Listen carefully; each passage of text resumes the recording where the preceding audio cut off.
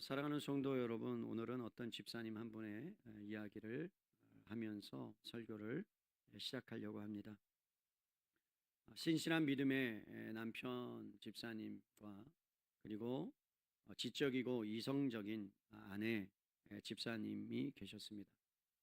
아내 집사님은 늘 이성적이고 지적이기 때문에 질문을 많이 하시는 분이세요.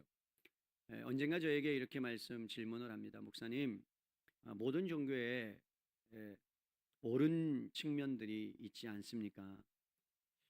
특별히 기독교는 본인이 신앙생활을 해오면서 다른 종교들에 대해서 너무 배타적인 것 같습니다. 그리고 너무 독불장군인 것 같습니다. 라고 저에게 질문을 던지셨습니다. 그러면서 이렇게 이야기하는 거예요. 너무 한쪽 주장만 옳다고 하면 거기부터 갈등이 시작되고 전쟁도 일어나는 것 아닙니까? 이스라엘과 여러분 이란 전쟁을 봐도 그렇지 않습니까? 눈에는 눈, 이에는 이. 그렇게 해서 여러분 전쟁이 일어나는 것들을 보면서 너도 옳고 나도 옳다라는 그러한 태도를 갖는 것이 맞지 않습니까? 옳은 것 아닙니까? 라는 질문을 저한테 던지셨습니다. 여러분, 이러한 질문은 비단 그 집사님만의 고민은 아니죠. 우리가 살아가는 이 시대를 많은 사람들이 일컬어서 포스트 모더니즘의 시대다라고 이야기를 하고, 또 하나는 다원주의 시대에 살고 있다. 그리고 상대주의라는 거대한 물결 가운데 우리가 살아가고 있다라고 이야기합니다. 여러분, 절대 진리가 없다는 거예요. 기준이 없어졌다는 거예요. 그러니까 기준이 없으니까, 그 절대적인 것이 없으니까 누구나 자기의 생각대로 자기가 옳은 대로 행동하는 그러한 시대에 살고 있다는 거죠. 다른 말로 표현하면 이런 거죠. 원불교도 너 원불교 다니니? 그럼 너 원불교 믿어. 너 도교니? 도교 믿어.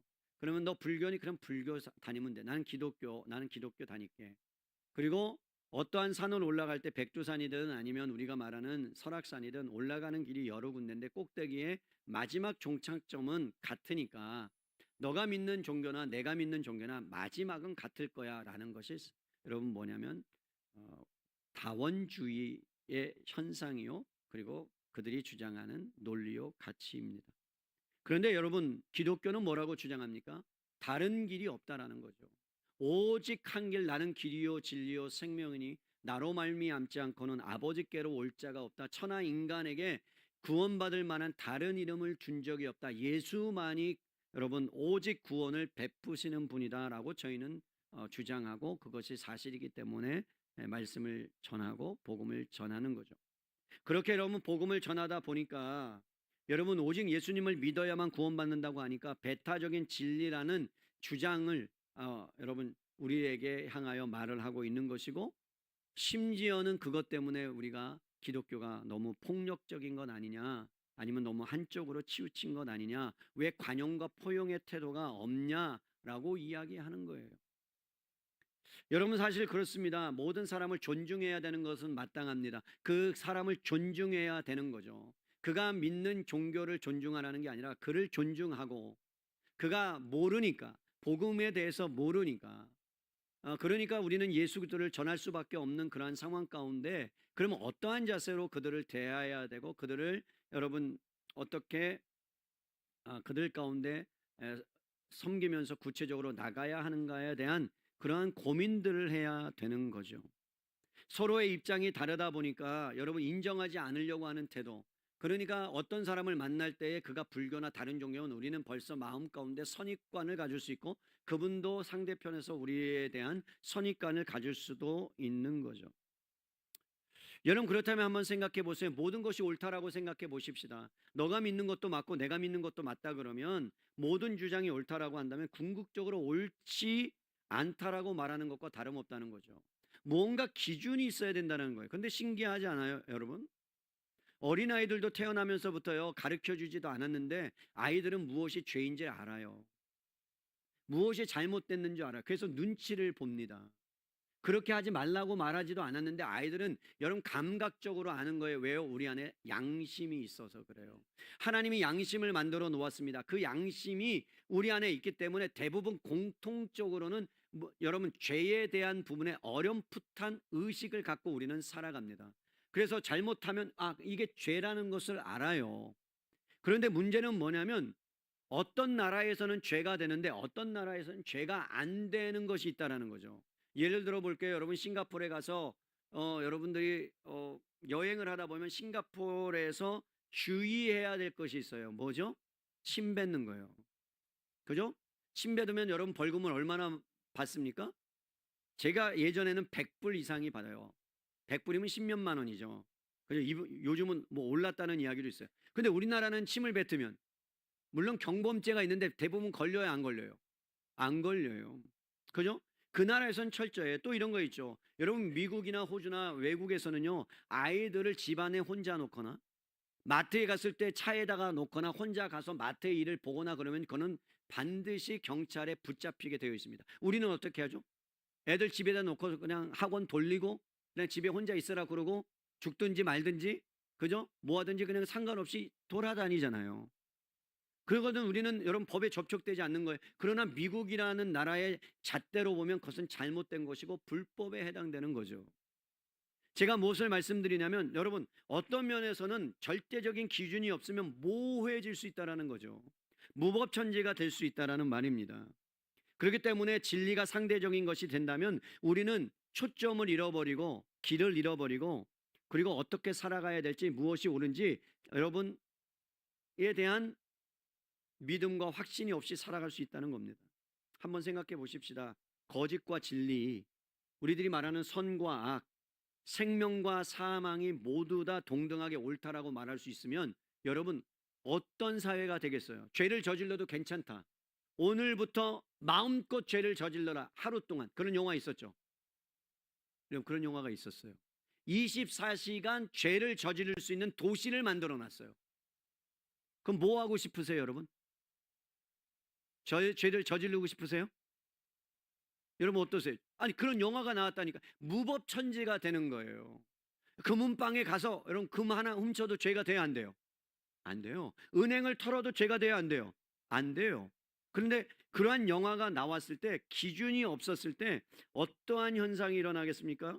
도덕적인 혼돈이 일어나지 않겠어요? 사회적인 무질서가 일어나지 않겠어요? 무법천지가 되지 않겠어요? 그렇기 때문에 여러분 진리라는 것은 분명하게 존재하는 거예요. 우리 양심이 그것을 말하고 있고 양심이 아니더라도 성경은 절대적인 진리가 있다라고 우리에게 말씀하고 있습니다. 그러므로 여러분 이 땅 가운데 진정한 평화는요, 화해하고 서로 뭔가를 협약하고 합의를 해서 이루어지는 것이 여러분 화평과 평화를 가져올 수 없어요. 지금 우크라이나와 러시아가 전쟁을 하고 있는데 중간에서 미국에서 개입해서 휴전하라고 했잖아요. 종결하라고 했잖아요. 합니까? 안 하죠. 여러분 인간이 개입되는 데는요 늘 갈등이 조장되는 거고, 오늘 기도하셨던 것처럼 말세가 되면 자기의 유익을 위해서라면 눈에 불을 켜고 남들은 상관없이 그렇게 살아가는 시대라고 성경은 우리에게 말씀하는 거죠. 그렇기 때문에 절대적인 진리가 없는 이 시대 가운데 기독교인들이 그 절대적인 진리를 여러분 지키며 순종하며 살아가는 것은 녹록지 않은 삶입니다. 오늘 본문에 유대 지도자들과 사도들 사이에 불붙은 어떠한 갈등이 나옵니다. 여러분 이 갈등을 자세히 살펴보면 어떤 면에서는 사도들이 주장하고 있는 절대적인 진리, 예수만이 구원의 길이다라는 그 부분에 대해서 이 유대 지도자들은 그것을 받아들이지 못하는, 그래서 받아들이지 못하니까 어떻게 나가냐면 그들을 더욱더 여러분 죽이고자 하고 어렵게 만드는 일이 오늘 본문의 말씀이에요. 여러분 오늘 본문의 말씀은 기억하십니까? 지지난주에 이어서 한 번 더 제가 하는 거예요. 이 갈등의 원인이 뭘까요? 여러분 가장 근본적인 문제에서부터 이 갈등이 일어났다는 것을 기억하셔야 합니다. 그것이 무엇이냐면 복음이 선포되면 여러분 죄로 인하여 인간이 절망을 직면하기 때문에 필연적인 갈등이 올 수밖에 없다는 거예요. 그럼 기억하십시다. 우리가 예수님을 믿고 하나님 안에서 하나님의 자녀가 되면 우리에게 생명이 있습니다. 빛이 왔습니다. 그럼 빛이 여러분 이 생명이 세상 가운데 들어가면 세상은 어두움에 있다라고 성경은 말합니다. 어두움의 영이 이 세상을 붙잡고 있다고 말합니다. 그럼 우리가 세상을 살아가면서 이 어두움의 영 가운데 빛이 들어가고 생명이 들어가면 부딪힘이 일어나는 거예요. 갈등이 일어나는 거예요. 왜요? 우리는 제대로 살아가고 싶고 진리를 붙잡고 살아가고 싶은데 세상은 그것을 보고 아니다라고 주장하기 때문에 그래요. 사랑하는 성도 여러분, 복음이 세상에 제시하는 것은요, 갈등이 근본적으로 해결될 수 있는 방법, 세상의 철학으로도 세상의 사상으로도 이 질문에 대한 답을 줄 수가 없는 거예요. 대안을 줄 수가 없는 겁니다. 여러분, 어둠 속에 빛이 비치면요, 어둠은 그 빛을 싫어합니다. 대적합니다. 마치 밤하늘의 어둠이 태양을 거부하듯이 죄의 어둠은요, 복음의 빛을 미워하는 거예요. 그래서 예수 믿는 사람은요, 세상에 가면요, 핍박을 받게 되어 있다고 말씀드렸잖아요. 당연한 거예요. 기뻐하세요. 한번 기뻐하세요. 옆에 분에게 많이 기뻐하세요. 여러분, 근데 기쁨이 나와요? 그죠? 막 그냥 뭐가 와요? 화가 일어나죠. 화가. 그죠? 나는 아무것도 안 했는데 예수님 믿었다는 것 때문에 회사에서 여러분 힘들게 어렵게 그런 어려움을 당하면 기뻐하라 즐거워하라 그러는데 여러분 그것이 안 돼요. 잘. 그리고 화가 일어나요. 그러면서 미움이 일어나요. 그러나 정말 복음을 만나고 복음을 경험하면 세상에 살아가는 것이 불편하지만 그 가운데 세상이 줄 수 없는 하나님의 기쁨과 평안을 우리가 맛볼 수 있다고 성경은 우리에게 가르쳐주고 있습니다. 여러분, 우리는 오해하는 것이 한 가지 있어요. 예수님을 믿으면 예수 믿는 삶은 억압적이고 지루하다, 불편하다, 고생스럽다. 어떤 면으로는 맞습니다.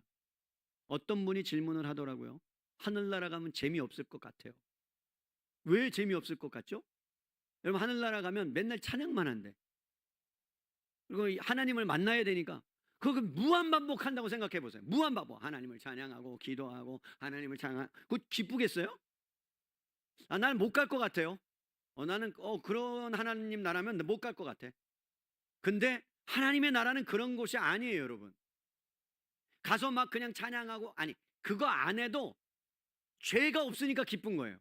아멘. 여러분, 죄가 없으니까 갈등이 없는 거예요. 왼수가 없어져요. 그 왼수가 없으니까 기쁜 거예요. 그냥 죄가 없으니까. 또 하나, 하나님의 나라는 우리가 생각하는 것과 달라요. 하나님의 나라는 이 땅에 임하는 거예요. 이 땅이 없어지는 게 아니에요, 여러분. 이 땅이 녹아 없어지는 게 아니라 이 땅 가운데 죄가 제거되고 하나님의 나라가 예루살렘 성이 이 땅에 임하면 이 세상은 하나님의 방법으로 변화돼요. 그래서 거기는 뭐가 있다? 문화가 있어요. 그럼 문화. 제가 제일 좋아하는 게 뭐라 그랬죠? 운동이 뭐라 그랬죠? 태자로 시작해요. 스자로 끝나요. 거기에 있을까요? 없을까요? 나는 있다고 믿어요. 왜? 문화가 있다니까. 생각해 보세요. 죄가 들어오기 전에 하나님께서 아담과 하와를 부르시고 에덴 동산을 만들었어요. 기쁨과 충만한 시간이었어요. 근데 하나님이 그들에게 명령을 주세요. 뭐라고 말하냐? 너는 땅에 충만하라. 땅을 다스려라. 땅을 경작하라. 그럼 문화 명령이에요. 그럼 문화를 뭐 하라는 거예요? 정복하라는 얘기죠. 문화를 발전시키라는 얘기예요. 죄가 들어오기 전에. 그럼 만약에 여러분 생각합시다. 죄가 들어오지 않았어요. 그럼 아담과 하와는 죄가 들어오기 전에 뭐 했겠어요? 결혼했잖아요. 아이를 낳았겠죠. 인류가 번성했겠죠. 그러면 여러분 우리들이 하고 있는 지금의 비행기 이런 거 만들었겠어요? 안 만들었겠어요? 만들었겠죠. 그죠? 근데 거기에 뭐가 없어요? 죄. 그러니까 하늘나라는 그냥 딱 죽어서 가서 하나님께 찬양하고 그것도 좋아요. 그러나 문화의 부분들이 있을 것이다. 그렇기 때문에 이 땅에 우리가 살아가면서 예수님의 삶이 억압적이고 지루하고 불편한 것처럼 느껴지지만 이것은 사단이 우리에게 주는 교묘한 거짓말입니다. 여러분, 우리는요 생명 있는 사람들이에요. 그래서 세상에 어떠한 철학과 종교도 줄 수 없는 기쁨, 참 기쁨이 무엇인지를 아는 거예요. 여러분, 이 기쁨은 순간적인 쾌락이나 환경에 따라 변하는 감정이 아닙니다. 하나님으로부터 오는 영원하고 충만한 기쁨, 누구도 빼앗을 수 없는 기쁨. 여러분, 이 기쁨을 향하여 존 파이퍼 목사님은 이렇게 이야기해요. 하나님 안에서 최고의 만족을 누리는 거다. 저는 여러분들이 하나님 안에서 최고의 만족을 누릴 수 있는 저와 여러분 될 수 있기를 바랍니다. 그러면 그 만족을 어떻게 누릴 수 있느냐? 이런 거와 똑같아요. 그래서 부모님을 주신 거예요. 하나님이 이 땅에 왜 부모님을 주시고 자식을 주셨느냐?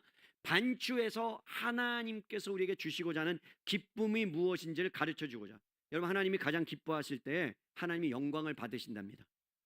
그러면 생각해 보세요. 하나님이 가장 기뻐하시는 것, 그리고 하나님을 가장 기뻐할 때 하나님이 영광을 받으신다면 우리의 기쁨이 곧 하나님의 영광이 된다는 거예요. 그러니까 우리가 기뻐하면 하나님이 기뻐하는 거예요. 자녀가 기쁘면 여러분 행복해 안 해요? 행복 안 하는 게 이상한 거죠. 여러분, 자녀가 막 기뻐, 막 밥 먹을 때 막 엄청나게 맛있게 먹어. 그럼 여러분 기뻐요, 안 기뻐요? 기쁘죠. 부모님께 영광이잖아요, 그죠? 근데 밥 먹을 때마다 막 인상 쓰고 먹어. 그럼 여러분 기뻐요, 안 기뻐요?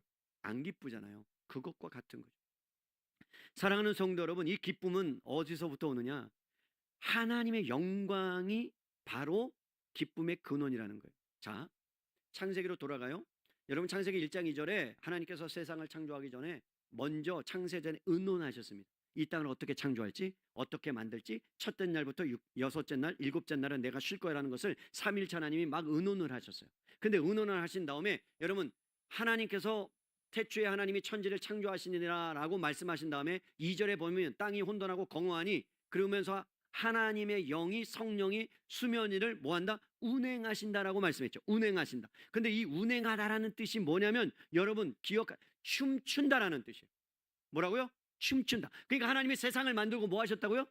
춤춘다. 오늘날로 말하면, 한국어로 말하면 덩실덩실 강강술래처럼 친 것이고, 여러분 BTS로 말하면 걔네들 춤을 추는 것이고. 그래서 내가 가만히 생각해 봤어요. 내가 언제 춤췄나? 여러분, 저 춤출 때 못 봤죠? 내가 언제 춤췄나 했더니 20살 때 저희 아버님이 회갑을 맞이하셨는데, 그 회갑 시골에 가서 어떻게 노래방 기계를 하나 어떻게 했는지 거기서 노래를 트셨어요. 그러면서 아들이니까 기쁨이 돼야 되잖아요, 그죠?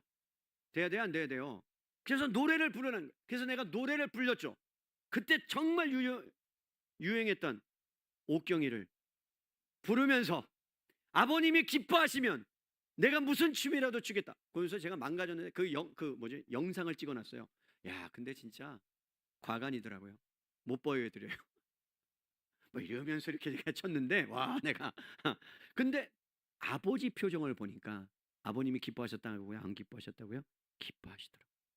그러면서 제가 생각했어요. 아, 부모님을 기쁘시게 해드리면 부모님이 되게 행복해 하시고, 또 주변에 있는 사람들이 뭐라고요? 그것을 보면서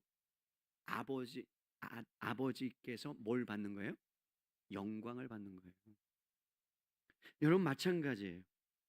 하나님이 영광을 받으실 때 우리가 기뻐함으로 하나님께 기쁨을 드리면 하나님이 영광을 받으시고 그 영광을 우리에게 돌려주십니다. 예를 들어서 볼게요. 지금 이제 일본에 우리 자매가 지금 가 있잖아요, 은지가. 그죠? 은지가 웬일로 저한테 전화해가지고 목사님 건강이에요. 그래서 너 웬일이냐? 요 작년에는 전화 안 하더니. 난 기억해. 내 기억력이 기가 막혀요. 넌 작년에 기도 안 하더니 오늘 웬일이야? 기도해 주세요. 야, 내가 꼭 기도해야 돼? 네, 그러더라고요. 그래서 내가 기도했어요. 그래서 기도하고 지금 가서 지금 선교를 하고 있잖아요. 여러분, 고생일까요, 아닐까요? 고생이죠. 왜 고생해? 문화적인 충격받을 거 아니에요? 언어가 통합니까? 아니면 그 나라의 음식이나 여러 가지 것들, 환경이. 선교 가면 뭐 그냥 진주성찬이 나옵니까? 아니잖아요. 그런데 여러분, 왜 단기 선교를 가면 가장 힘들고 환경도 어렵고 물도 안 맞고 잠자리도 불편하고 씻을 수도 없고, 그 다음에 여러분 여러 가지 희생이 있는데 끝나고 나면 뭐라고 고백해요? 기쁘다라고 고백하죠. 감사하다고 고백하죠. 왜 그렇죠? 이것은 세상이 줄 수 없는 기쁨이라니까요. 하나님이 주시는 기쁨인 거예요. 여러분, 자녀들이 이제 청소년 수련회 보냅니다. 그러면 걔네들이 2박 3일 동안 여러분 원주 캠퍼스에 갇혀가지고 여러분 그 은혜의 감옥에 갇혀가지고 나가지도 못하고 먹는 것도 못 먹고 거기서 하라는 대로 다 해야죠.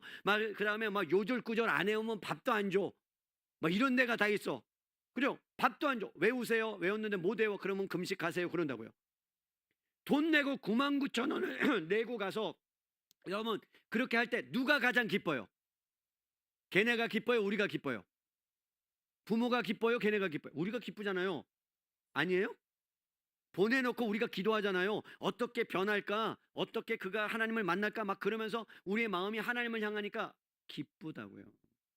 사랑하는 성도 여러분, 하나님께서 우리가 세상 가운데 수련회를 통해서 은혜를 받는 거는요, 학생들을 위해서 간절히 기도하는 선생님이 훨씬 더 은혜를 더 많이 받습니다. 은지가 더 많이 은혜를 받는 것 같아도 은지를 향해서 우리가 기도하면 우리가 훨씬 더 은혜를 받는 거예요. 여러분, 약한 자를 위해서 우리가 기도하면요, 그가 은혜를 받지만 그를 위하여 기도하는 우리가 훨씬 더 은혜를 받아요. 하나님이 그것을 받으시고 우리에게 기쁨과 은혜의 충만함을 허락해 주실 줄로 믿으시기를 바랍니다. 그렇기 때문에 우리가 자신을 내어주고 희생할 때 하나님의 영광에 참여하는 거예요. 그렇기 때문에 하나님을 가장 기뻐하는 자가 가장 큰 기쁨을 얻는 줄로 믿습니다. 여러분, 기뻐하기를 원하십니까? 그럼 하나님을 향하여 기쁨을 발산해 보세요. 하나님을 향하여 여러분의 기쁨을 드려 보세요. 그러면 하나님이 그 기쁨을 통해서 뭐라고요? 여러분에게 기쁨을 돌려주세요. 부메랑이 되어서 옵니다. 사랑하는 성도 여러분, 세상은요 우리에게 이렇게 얘기합니다. 말씀대로 살면 갈등을 일으키니 적당히 타협하라고 이야기합니다. 마치 거친 파도 가운데 작은 배가 거센 물결에 몸을 맡기듯이 세상의 흐름에 순응하라고 합니다. 아니, 다 하는 거니까 그렇게 하라고 요구합니다. 세상은 그렇게 말합니다. 아니요, 우리는 그렇게 할 수 없습니다. 세상은요 속이라고 이야기합니다. 세상은 거짓말하고 한번 넘어가라고 이야기합니다. 세상은요 이중장부를 쓰라고 이야기합니다. 거짓된 거에 불의에 참으라고 이야기합니다. 아니요, 여러분, 우리는 참지 않아야 합니다. 불의를 보면 불의를 드러내는 게 마땅합니다. 진리는 드러나야 합니다. 단 그것을 어떻게 그리스도의 마음과 태도를 갖고 드러내느냐가 문제인 거예요. 어떻게 존중하면서 드러내는가가 문제인 거예요. 그거에 대한 지혜가 필요한 것이지, 우리에게 막 빨간 것을 대고 가서 데모하고 막 폭력을 휘두르라고 말한 적이 없습니다. 빨간 것을 휘두를 때도 있어야 돼요. 그런데 가서 뭐 합니까? 기도하고 우리가 정말로 여러분 항의해야 될 것들은 항의해야 되는 게 맞잖아요. 세상은 불합리해요. 여러분, 우리가 대안학교를 하고 있지 않습니까? 그런데 급식이라는 부분에 나라에서 일반 공립학교 아이들은 급식비를 다 지원합니다. 그런데 어느 순간에 법이 통과돼서 대안학교의 아이들도 1인당 얼마씩의 식비를, 그 다음에 급식비를 지원하기로 하고 통과되었습니다. 그런데 어느 순간에 그것이 지원하지 않겠다라고 공문이 내려왔습니다. 그러면 여러분, 1인당 5,000원씩만 따져도요 300명 되는 학교는요 1억 몇천이에요. 그러면 학교가 운영이 불가능한 거예요. 그럼 여러분, 세상의 불의에 뭐 해야 되는 거예요? 맞서야 되는 거잖아요. 그럼 어떻게 맞서는 겁니까? 여러분, 우리도 같이 함께 기도하고 그 다음에 대표되는 분들이 계속해서 뭐 하는 거예요? 만나달라고 요청합니다. 그런데 절대로 안 만나줘요. 희한하도 권력을 가진 사람들이 안 만나줘요. 그리고 피해 다니는 거예요. 얼마나 힘듭니까? 그런 가운데서 우리가 어떻게 해야 되는 거예요? 여러분, 주님 앞에 기도하고 가만히 있어야 합니까?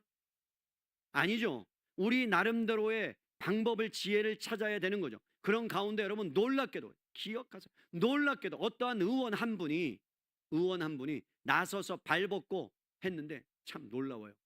예수님을 안 믿는 사람이에요. 예수님을 안 믿는 사람이 발벗고 나서서 이 부분을 통과할 수 있도록 누구를 만나가지고 그것에 대해서 이야기를 해서 그것이 법적인 절차에 의해서 실행될 수 있도록 하는 거예요. 그러니까 하나님은 정말로 이것이 맞고 옳은 일이다 생각하면 불신자를 통해서도 역사하시고 일하시고 계시는 줄로 믿습니다. 오늘 본문에 나와요. 가말리엘이라는 한 인물이 등장합니다. 여러분, 성경대로 살면 갈등을 일으킬 수밖에 없어요. 그러니까 갈등을 피하지 마세요. 여러분, 당연한 거예요. 여러분이 가는 곳에 갈등이 있어요. 왜? 예수 믿는 것 때문에. 여러분 성격 때문에 갈등이 일어나는 것은요, 여러분 성격을 고치세요. 그거는 예수님 믿는 것과 상관없어요. 성격이 진짜 개팍한 거예요. 그건 갈등이 일어난 그 갈등은 성경에서 말하는 갈등이에요. 예수님 믿는 것 때문에 갈등. 제대로 살아가고 성실하고 그 다음에 정직하고 그 다음에 불의를 봤을 때 그것을 참을 드러내는, 그렇게 살아가면 갈등은 오게 되어 있습니다.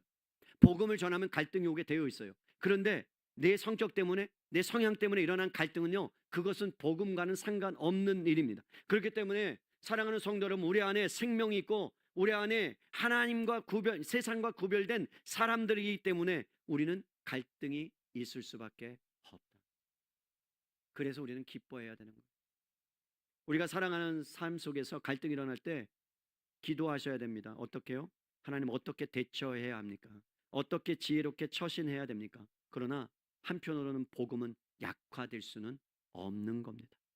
왜냐하면 이 세상은 하나님 나라와 세상의 나라의 싸움이기 때문에 죄로 인해서 불순종이 들어와서 그래서 정체성이 누구냐의 싸움이기 때문에 그래요. 여러분들은 하나님의 자녀의 정체성입니다. 그러나 세상은 하나님의 자녀가 아닌 사람들의 정체성입니다. 그러니까 자꾸 우리를 시비를 거는 겁니다. 너는 누구냐라고 물어보는 거예요. 나는 예수님의 자녀다, 하나님의 자녀다. 그럴 때에 여러분, 사단은 그 하나님의 자녀라는 소리 때문에 우리를 괴롭히고 힘들게 만드는 겁니다. 해코지하는 겁니다. 그래서 우는 사자와 같이 두루 다니며 삼킬차를 찾는데 예수님 믿는 사람을 찾는 거예요. 믿지 않는 사람을 찾는 것이 아니라 그 사람을 넘어뜨리면 그로 인해서 무너지니까, 그래서 우리를 계속해서 괴롭히는 것입니다. 그래서 여러분, 세상 사람들이 가장 무서워하는 사람이 누군 줄 아세요? 돈이 아닙니다. 여러분, 펜이 아닙니다. 권력이 아닙니다. 성경은 세상이 가장 무서워하는 사람을 누구라고 이야기하느냐? 여러분, 사명 있는 자라고 말합니다. 예수님을 믿고 사명을 받은 사람이라고 말합니다. 여러분, 사도들을 보세요. 사명을 받자마자 하나님을 만나고 성령의 능력을 받고 증인이 되자마자 그들은 물불을 가리지 않는 거예요. 목숨도 아깝지 않게 생각하는 거예요. 여러분, 어디를 가도 자기의 목숨보다 하나님의 생명이 훨씬 더 귀중한 걸 아니까 자기의 몸을 하나님께 드립니다. 마음을 하나님께 드립니다. 또한 여러분, 어려움이 온다 할지라도 하나님께 붙들림 받는 인생을 사니까 자기의 이익보다 다른 사람의 이익을 앞서서 살아가는 거예요. 먼저 그의 나라와 그의 의를 구하면서 살아가는 거예요. 하나님의 그 놀라운 사랑이 자기의 목숨보다 귀하기 때문에 그렇습니다. 그런 사람이 하나님의 영광을 드러내고 하나님의 기쁨을 맛보고 그리고 이 땅 가운데 하나님의 은혜가 임하는 것을 복음을 경험하면서 살아갈 수 있다라는 거죠. 사도들의 모습을 보세요. 성령의 충만함을 덧입은 사람은 복음에 사로잡히자 세상이 그들을 감당치 못합니다. 때려도 안 되는 거예요. 죽여도 안 되는 거예요. 감옥에 쳐넣어도 안 되는 거예요. 그들이 여러분 감옥에 들어갔다 나와도 또 뭐 하는 거예요? 복음을 전하는 거예요. 사도 바울을 보세요. 여러분, 몇 대를 때리고 감옥에 갇히고 그 다음에 여러분 도망가고 했는데도 털털 일어나서 뭐 합니까? 복음 전하러 가는 거예요. 왜요? 증인이다 이 말이에요. 나는 하나님의 자녀다 이 말이에요. 사랑하는 성도 여러분, 감옥에서 나와서 사내들인 공회 앞에서 대제사장들을 향하여 사람보다 하나님께 순종하는 것이 마땅하도다 라고 담대히 선포하는 모습 속에 어떤 면에서 맹수가 그를 잡아서 어린 양같이 처절하게 끌려가는 그 보잘것없는 인생, 무명한 자 같은 사람들. 그런데 여러분, 그들이 어떻게 합니까? 입을 열어서 어린 양이 아니라 사자의 포효를 하면서 복음을 전하는 그 담대함, 그들이 여러분 감당치 못하는 거예요.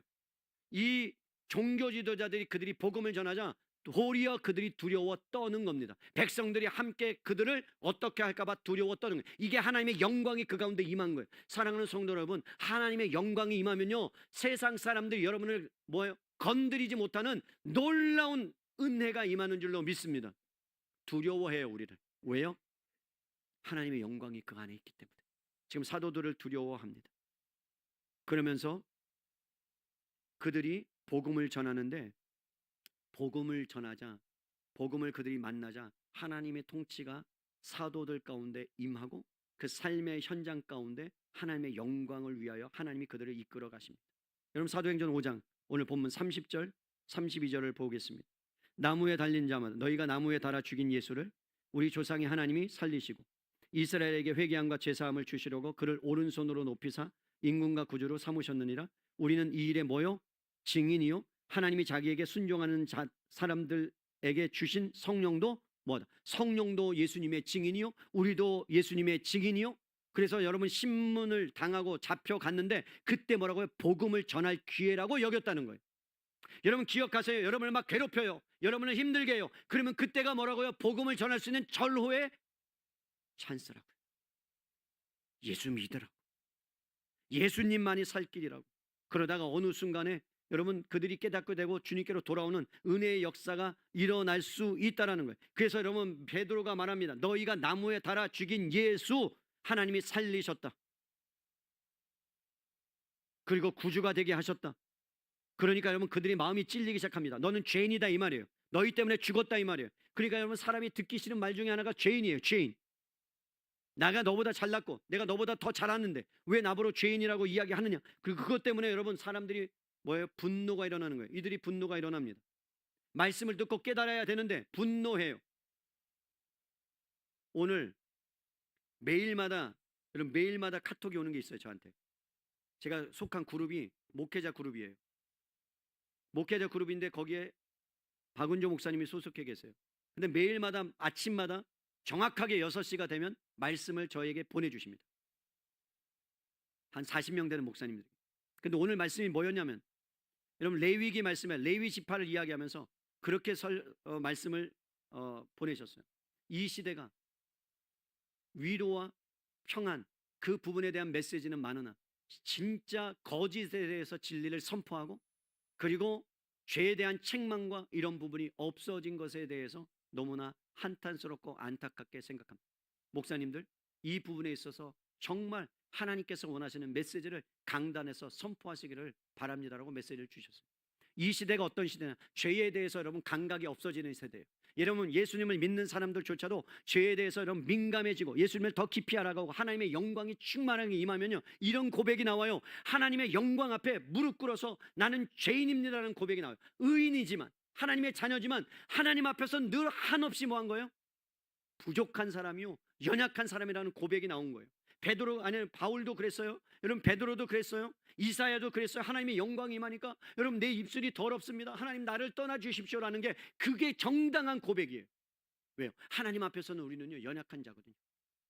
먼지와 같은 자거든요. 그런데 우리를 하나님의 자녀로 불러주셔서 하나님의 그 위대하신 그 은혜 가운데 동참해 주셨다면, 시켰다면 우리는 죄에 대해서 멀리하고 하나님이 주신 특권을 향하여 나가야 됨에도 불구하고 오늘날 예수 믿는 사람들조차도 죄에 대해서 방임하고, 그리고 세상의 주류에 휩쓸려 가려고 하는 그러한 현상들이 일어난다는 거죠. 사랑하는 성도 여러분, 복음은요 가장 아픈 곳, 죄와 횡의를 찔릅니다. 그럼 양심이 아파와야 정상입니다. 말씀을 들어도 내가 죄에 대한 그 경각심이 없다는 것은 우리는 여러분 말씀을 멀리 하거나 하나님과 멀리 있다는 반증이기도 합니다. 왠 줄 아십니까? 로마서 8장 27절에 이렇게 말씀합니다. 육신의 생각은 하나님과 원수가 되나니 이는 하나님의 법에 굴복하지 아니할 뿐 아니라 할 수도 없다. 불신자를 향하여 하는 말씀이긴 합니다. 그런데 이것을 신자로 갖고 온다면 이런 뜻이에요. 육신의 생각은 하나님과 원수가 된다. 그러니까 예수 믿는 사람도 육신의 생각을 할 수 있는 거예요, 없는 거예요? 할 수 있어요. 그래 왜 갈라디아서 5장에 보면 이런 말씀이 있어요? 육체의 소욕과 성령의 소욕이 맞서 싸운다, 갈등한다. 그런데 이 갈등하는 가운데 육신의 소욕을 따라 행하면, 그러면 성령의 소욕은 무너지고 사라진다, 멸시된다. 근데 육신의 소욕의 특징이 뭔 줄 아느냐? 비방과 질투와 시기와 분냄과 그 다음에 당짓는 것과 살인과 악독이 가득 차고 넘치는 게 육신의 생각이다. 거짓이 있는 거예요. 그러면 여러분, 우리가 하나님의 생각과 원수가 되는 일들을 하고 있다면 우리는 이미 육신의 생각 가운데 그 육신의 생각을 따라가는 사람이 되는 거죠. 근데 복음이 오면 복음을 만나면 뭐라고요? 내가 죄인이구나 깨달아요. 그래서 육신의 생각을 가차없이 끊어버리고 다시 주님 앞에, 말씀 앞에 서는 거예요. 그래서 복음이 필요한 거예요. 그래서 여러분, 교회가 복음이 날마다 선포되는 교회가 건강한 교회인 줄로 믿습니다. 여러분, 건강한 교회는 부흥하는 것도 맞지만 꼭 그것이 여러분 건강하다는 좌표는 될 수 없어요. 실제 우리 안에 죄와 그 죄악 가운데 하나님을 만나고 그 가운데 정말 주님의 은혜의 역사가 있는 그곳이 바로 건강한 교회입니다. 저희 은혜 사랑의 교회는 건강한 교회가 되었으면 좋겠어요. 복음이 충만하고 죄에 대해서 때로는 책망이 일어나고 때로는 그 말씀이 우리를 위로하는 그런 놀라운 은혜. 여러분 고린도전서 2장 13절에는 이렇게 말씀해요. 육에 속한 사람은 하나님의 성령의 일들을 받지 아니하느니. 그러니까 여러분 유대 지도자들은 육신에 속해 있기 때문에 성령을 받아들일 수가 없는 거예요. 그걸 거쳐야 돼요. 걷어내야 돼요. 그래서 여러분 그 광명의 천사가 사람들의 마음을 혼미케 해서 복음을 못 듣도록 만든다는 거예요. 그럼 우리는 어떻게 하나? 복음을 못 듣게 만드는 그 광명의 천사 사단을 향하여 명령하고, 그리고 그것이 걷어질 수 있도록 기도하면 여러분 눈이 열려지는 거예요. 하나님이 역사하셔서 하나님을 만나게 되는 놀라운 은혜가 있는 줄로 믿습니다. 지금 지도자들은 눈이 가려졌어요. 하나님을 못 보는 거예요. 그러니까 여러분 죄가 드러나니까 그 양심이 찔려서 뭐예요? 화가 나죠. 잘 보세요. 믿는 사람과 믿지 않는 사람의 특징. 말씀을 들었어요. 양심이 찔려요. 아, 너 이거는 죄인 것 같아. 잘못됐지. 그런데 더 이상 나가지 않아요. 또 하나는 화가 나요. 두 번째, 진짜 예수님 믿는 사람이라면 복음이 선포되고 죄에 대한 지적이 있고 책망이 일어나면요, 그것에 대해서 하나님 앞에 무릎 꿇고 기도해요. 나의 자신의 연약함을 주님 앞에 내어놓아요. 교만하지 않아요. 겸손해요. 그래서 하나님 앞에서 나를 바라보게 만들어요. 나에게 어떤 말씀을 하실 건지, 어떤 뜻인지, 나 주님께서 원하시는 것이 무엇인지, 하나님께서 기뻐하는 것이 무엇인지, 모든 초점을 하나님께로 맞춥니다. 그런데 육신의 생각이 있는 사람은요, 하나님께 초점을 맞추는 게 아니라 나에게. 그래서 계속해서 나를 끌고 들어가요. 그래서 내가 중심이 되어서 그 중심 안에서 내가 드러나고 내가 나타나야 그것에 만족함을 얻는, 이거는 육신의 생각이에요. 망하는 지름길이에요. 사랑하는 성도 여러분, 복음을 만났다면 하나님께로 돌아가서 하나님 중심의 삶을 살아갈 수 있기를 주님의 이름으로 간절히 축복합니다. 여러분, 육신의 생각은요, 사망이에요. 사망이요. 우리는 하나님께서 우리에게 하나님의 자녀의 생명을 주셨고, 그래서 우리가 하나님의 자녀로 부르심을 받았다면 이제는 우리는 하나님의 말씀 안에서 하나님의 자녀의 삶을 살아가야 합니다. 이런 상황 가운데 여러분 보세요. 유대 지도자들이 이 베드로와 사도들을 향하여 죽이려고 하니까 거기에 누가 나타나느냐? 가말리엘이라는 한 사람이 나타나요. 율법 교사가 나타나요. 그러면서 하는 말이 뭔 줄 아십니까? 38절 39절 보세요.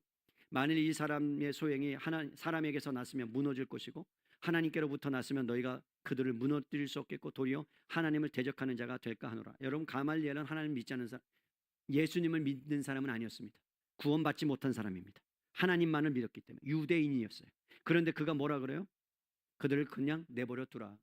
예전에 드다라는 선지자라고 하는 사람이 나타났는데 나중에 보니까 싹 다 없어지더라. 그냥 토사구팽되더라. 사라지더라. 그러니까 이들이 하는 행위, 이들이 하는 것, 하나님의 일이라면 이 놀라운 역사는 계속될 것이고, 하나님께서 허락하지 않았다면 그러면 이것은 사라지고 말 거다. 근데 여러분 뭡니까? 하나님의 역사가 일어났잖아요. 그래서 증인이 됐잖아요. 그래서 예루살렘과 이제 곧 어떻게 돼요? 핍박이 일어나고 어디로 가요? 사마리아와 땅끝까지를 가는 놀라운 흩어짐의 역사가 이제 곧 일어납니다. 사도행전에 하나님의 역사라는 거죠. 이거는 단지 사도들 이야기가 아니라는 거예요. 사랑하는 성도 여러분, 복음을 위하여 소명자로 살아가는 자들은 기억하세요. 하나님이 가만히 있지 않습니다. 여러분이 여러분의 일들 향하여 최선을 다해야 되지만 그 최선을 다하는 가운데 복음의 증인으로 살아가면 하나님이 불신자를 통해서도 여러분 가운데 뭘 주신다고요? 은혜를 베풀어 주시고 살아갈 소명을 허락해 주실 줄로 믿습니다. 저는 그런 인생들이 되었으면 좋겠어요. 하나님이 붙들어서 직접적이든 간접적이든 어떠한 불신자들을 통해서 하나님의 역사를 이끌어가는 놀라운 은혜, 누구에게만? 증인된 삶을 살아가는 자들에게. 이사야 56장에 있는 말씀처럼 여러분, 사도들은 자기들이 증인된 삶이 예루살렘에만 있다라고 생각했던 사람들이에요. 그런데 하나님께서는 이방인까지 이 복음이 전파되어야 된다라고 주님은 말씀하셨고, 이 베드로와 사도들조차도 그것을 인정하지 못했어요. 믿지 못했어요. 그런데 하나님께서 어떻게 하신다고요? 그렇게 만들어 가신다고요. 하나님의 거대한 비전을 이루어 가신다고요. 그게 뭐예요? 땅끝까지 이르러 증인된 삶. 그럼 여러분의 땅끝이 어디예요? 여러분의 땅끝. 여러분의 땅끝이 어디입니까? 우리가 저 땅끝 아르헨티나로 가야 됩니까? 지구 반대편? 아니요. 땅끝은 어디예요? 여러분이 있는 자리. 그 자리에서 여러분 어디든지 갈 수 있어요. 기도함으로. 기도에 여러분 제목들이 오면 그 나라를 위해서 우리 선교사님들의 기도 제목을 여러분들에게 드리면 그 기도를 갖고 기도하면 그것이 뭐라고요? 땅끝이 되는 거예요. 여러분의 기도를 통해서 하나님이 함께 동참시킴으로 그 가운데 놀라운 복음의 역사를 그들을 통해서 행하게 되실 줄로 믿습니다. 그래서 우리 교회가 여러분 섬기는 선교사님들을 위해서 기도 제목 드리면 기도를 해 주시기를 바랍니다. 그래서 그곳이 땅끝이 돼서, 그래서 여러분의 가정이 땅끝이 되고 직장이 땅끝이 돼서, 그래서 그 가운데 들어가서 하나님의 복음의 역사가 여러분 가운데 놀랍게 일어날 수 있도록 하나님이 우리를 하나님의 멋진 드림팀으로 부르신 거예요. 여러분 어떠한 뭔가를 개발하거나 어떠한 소속에 우리나라의 유명한 팀에 소속되면 좋아요, 안 좋아요? 기뻐요, 안 기뻐요? 기쁘죠. 근데 하나님이 드림팀을 만들었어요. 드림팀. 하나님의 드림팀, 증인된. 근데 거기는 뭐야? 매 맞고 죽고 뭐 자기 거 다 내놔야 되고 뭐 그런 드림팀 들어가고 싶은 사람만 아멘. 안 하잖아요. 안 해. 뭐 나보러 가라는 거지. 목사님이나 가고 나는 그냥 뒤따라 가겠습니다. 이거죠. 아니 그 드림팀에 우리가 다 속했다니까요. 불렀다니까요. 그래서 거기에서 하나님이 주신 대로 가야 된다니까요. 그게 살 길이라니까요. 근데 인간이 얼마나 그걸 안 가려고 하는지 막 버텨. 그러면 주님이 수를 써, 수를. 하나님이 가도록 만들어, 가도록. 희한하게 환경을 조성하든지 사람을 조성하든지, 그래서 그 길을 가도록 만들어서 결국은 뭐 한다고요? 해내고야 마세요. 여러분이 아니면 다른 사람이 할 거예요. 내가 아니면 다른 사람이 할 거예요. 근데 저는 여러분들이 그렇게 증인으로 살아갈 수 있었으면 좋겠어요. 아멘. 이 말씀을 정리합니다. 여러분, 하나님의 거대한 비전은 누구도 막을 수 없습니다. 복음 앞에 장사 없습니다. 우리의 삶에 중요한 순간이 찾아오고 길이 보이지 않고 아무리 몸부림쳤을 때, 몸부림치면서 답이 주어지지 않을 때 무엇을 해야 할까요?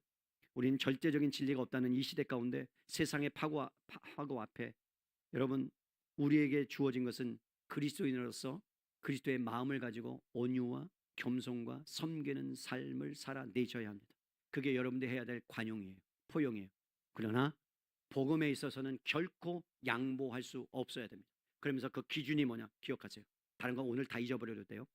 복음에 합당한 삶의 기준이 뭐냐. 첫째, 내가 하나님이 기뻐하시는 일인가 질문을 던지세요. 내가 이 일을 할 때 하나님이 기뻐하시는 일인가. 두 번째, 하나님 나라에 합당한 일인가, 부합되는 일인가. 이 두 가지만 갖고 여러분이 하는 일을 진단하고 평가하세요. 하나님이 기뻐하시는 일인가, 하나님 나라에 부합되는 일인가. 이게 여러분의 기준이에요. 그렇다면 그 기준에 맞췄는데 여러분의 생각이 거기에 안 맞아요. 그리고 그걸 하기가 어려워요. 그러면 뭐 하세요? 하나님께 맡겨드리고 힘을 달라고 기도하세요. 그럼 하나님께서 여러분 가운데 임재하시고 붙들어 주셔서 할 수 있게끔 만들어 가실 줄로 저는 믿습니다. 주님은요, 우리의 생각보다 크신 분이세요. 너희의 생각과 다르며 내 길은 너희의 길과 다름이라. 여호와의 말씀이니라. 이는 하늘이 땅보다 높음 같이 내 길은 너희의 길보다 높으며 내 생각은 너희의 생각보다 높음이니라. 내 입에서 나가는 말도 이와 같이 헛되이 내게로 돌아오지 아니하고 나의 기뻐하는 뜻을 이루며 내가 보낸 일에 형통함이라. 이런 뭐라고요? 하나님을 붙잡고 하나님을 의지하면 뭐라고요? 내가 생각하는 것보다 하나님이 기뻐하시고 하나님이 형통함을 우리에게 주신대. 우리의 답은 없어요. 주님을 붙잡는 거예요. 주님을 신뢰하는 거예요. 근데 두 가지, 하나님 나라에 부합하는 일인가, 하나님이 기뻐하는 일인가. 그래서 어떤 일을 결정할 때 하나님이 기뻐하시는 일 맞습니까? 그것을 맞다면 가면 되는 거예요. 그런데 하나님이 기뻐하지 않는 일이라면 그것을 포기하는 거예요. 그게 복음에 합당한 삶을 살아내는 겁니다. 사랑하는 성도 여러분, 하나님께서 자신이 기뻐하시는 뜻을 이루기 위해서 우리를 사용하신다고 하십니다. 어떠한 어려움 속에서 흔들리는 삶 가운데서도, 오늘 사도들이 어려움 당하는 가운데서도 여러분 가말리아라는 불신자를 사용하십니다. 여러분들이 증인된 삶을 세상 가운데 살아가면 때로는 갈등이 있지만 그 말씀대로 살아가니까 어려움이 있지만, 그러나 불신자들을 통해서도 하나님의 영광을 드러내십니다. 그러면 그때마다 여러분들이 해야 될 것은 뭐냐? 생명을 주신 그 하나님을 붙들고 주님 앞에 나아가서 담대히 어떻게 세상 가운데 하나님 앞에 내가 이 일의 증인입니다라는 그런 고백으로 살아내신다면 하나님께서 그 가운데 세상이 감당치 못할 만한 뭘 준다고요? 기쁨과 평안과 위로를 우리 가운데 허락해 주실 줄로 믿습니다. 저는 여러분들이 그것을 경험하며 살아갔으면 좋겠어요. 복음이 세상에 뒤틀려진. 그래서 여러분 늘 우리는요, 세상 가운데 넘어지는 이유는 다른 게 아니에요. 복음 때문에 넘어지지 않아요. 여러분 세상의 가치 때문에 넘어져요. 세상의 여러분 비교 때문에 넘어져요. 세상의 경쟁 때문에 넘어져요. 더 갖고 싶은데 못 가진 것 때문에 화나는 거예요. 맞죠? 더 갖고 싶은데 못 갖는 거예요. 다른 사람은 더 갖는데 왜 나는 못 가져? 내가 또 예수님 믿는 것 때문에 나는 일하고 싶은데 나는 예수님 믿는 것 때문에 또 주일날은 또 쉬기도 해야 되고 열받아. 왜 안식일을 만들어가지고? 그죠? 아니에요? 왜 주님이 주일날 쉬라고 해가지고 난 일도 못하고 가면 돈을 더 많이 벌 수 있는데 또 주일날 일하면 1.5배 줘요. 그럼 막 그런 분노. 아니요. 그거 없어도 살아요. 없어도 살아요. 그냥 평일날 열심히 일하세요. 그게 맞아요. 그게 성경적인 삶이에요. 그러니까 여러분, 우리가 부딪혀. 그러니까 맨날 우리가 부딪혀, 복음 안에서. 근데 그게 세상도 부딪히지만 우리 안에 육체와 갈등이 일어난다니까요. 이렇게 살아야 되는데 살지 못하는 갈등. 그때 선택하세요. 뭐를요? 하나님을. 그러면 하나님이 붙드세요. 저는 간증할 수 있어요. 하나님께 붙들림 받는 인생은 결코 망하지 않는다. 믿으십시다. 아멘.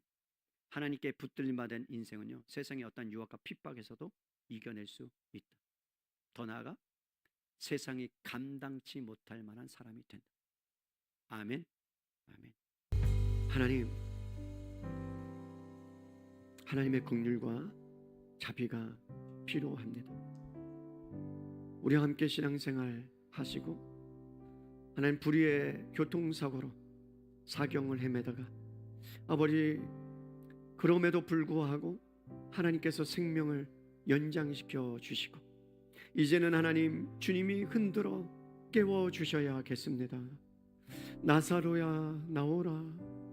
하나님 말씀하셨던 그 말씀이 이 시간에 그 영혼 가운데 하나님 선포되게 하시고 하나님 들려지게 하시고 아버지, 하나님 깨어났을 때 극도의 불안함이 없도록 평강과 평안이, 성령의 위로하심이 아버지 하나님 집사님을 휘잡을 수 있도록, 사로잡을 수 있도록 주의 은혜를 베풀어 주시기를 간절히 바라옵고 원합니다. 아버지 하나님, 사고의 모든 하나님 처리의 과정까지도 주님이 인도하시고 붙들어 주시고 불쌍히 여겨 주시고 긍휼을 베풀어 주시고 아내와 자녀들이 이 일로 인해서 낙심하거나 절망하거나 낙담하지 아니하고 아버지, 더 가족이 하나가 되어서 하나님의 은혜를 사모하고 하나님을 바라보며 하나님의 치유하심 과 회복하심의 역사가 아버지 어떤 것인지를 맛보아할 수 있도록 주여 인도하시고 불쌍히 여겨주시기를 간절히 소원합니다. 이를 위해서 우리가 함께 기도하고 아버지 하나님, 회복을 위해서 기도할 때에 아버지 하나님, 주님의 그 놀라우신 사랑하심이 아버지 하나님, 그 가정과 우리의 성도님들 가운데 아버지 동일하게 임할 수 있도록 주여 인도하여 주시옵소서. 하나님, 이 땅을 살아가면서 때로는 예수 믿는 것 때문에, 복음을 전하는 것 때문에 아버지, 우리는 갈등이 일어나고 아버지 어려움이 있을 수 있습니다. 사람들을 대할 때 온유와 간용과 아버지 하나님, 아버지 주님이 주시는 마음으로 대하고, 그러나 복음에 대해서만큼은 타협하지 아니하는 그러한 믿음의 용사들, 군사들 되도록 주님 인도하여 주시옵소서. 귀한 예물 올려드립니다.